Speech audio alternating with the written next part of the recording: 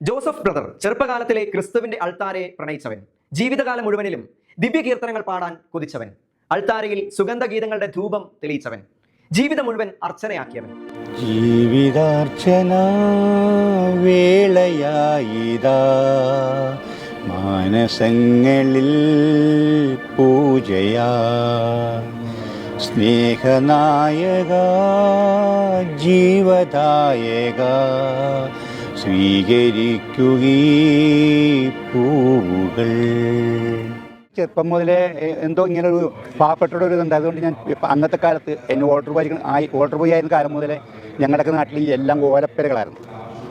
അപ്പോൾ ഓല പെര കെട്ടാത്ത ഒരുപാട് വീടുകളുണ്ടായിരുന്നു. അപ്പോൾ അതൊക്കെ ചോർന്നു പോകും. അപ്പോൾ ഞങ്ങൾ ഓർഡർ ബോയ്സ് എല്ലാവരും പോയി ഓല കളക്ട് ചെയ്തിട്ട് ഓല വീട് കണ്ടുപിടിച്ച് കെട്ടാൻ പോകും. ചെറുപ്പമാണ്, പ്രായം 10ാം ക്ലാസ് ആയിട്ടില്ല, 8, 9 ആ പ്രായകാലം. അപ്പം അന്ന് പോലെ അങ്ങനെ ഒരു ഫീല്. പിന്നെ പിതാവ് ഇങ്ങനെ വിളിച്ച്